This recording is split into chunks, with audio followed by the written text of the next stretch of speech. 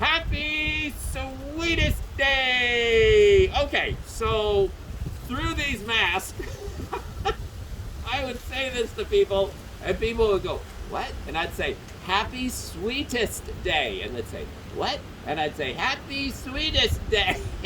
And then finally I'd say, "Well, it's written down below if you want to go stare there."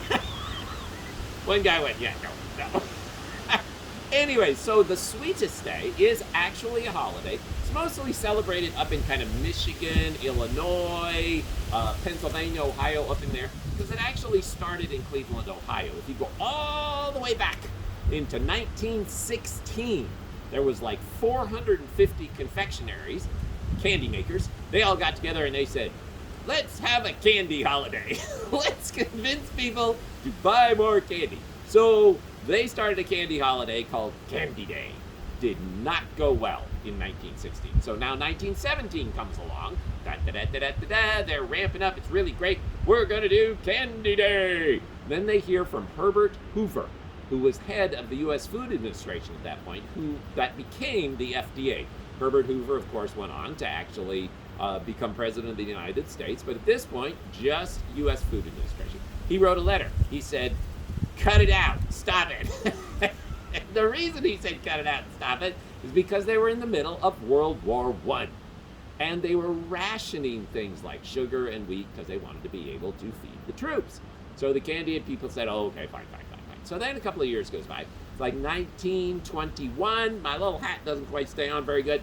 1921, and there's this advertising executive that remembers Candy Day and the slogan, "The Sweetest Day of the Year." And he decides, we should start up like a thing. So he started the Sweetest Day. And the Sweetest Day is simply a day to do something kind for others. So for the first Sweetest Day, which was in 1921, they actually got some Hollywood actresses to come out to Cleveland, Ohio, and he got 7 other guys together, and the 8 of them organized this thing, and they gave out like 10,000 boxes of candy to orphans and to nursing homes and all those sort of things. And there was a whole group of newsboys, 2,500 of them, that heard that these Hollywood starlets were going to be at this advertising office, and they sort of stormed the Bastille. They wanted their candy. So they handed out all their candy.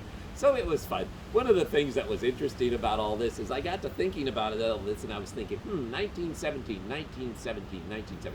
Oh, so in other words, in 1917, when they had to cancel Candy Day, that was the year before 1918, which is the last big, huge pandemic. Spanish flu, 1918. Spanish flu, 1918, killed 1/3 of, infected 1/3 of the population of the world and killed 10% of those. So in our day, that would be like 2.5 billion people being infected and 250 million dying. So, yes, 2020's been a little interesting. Yes.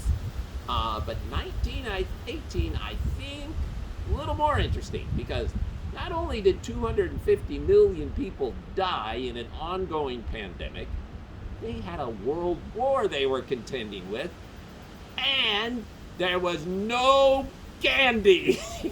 Happy Sweetest Day!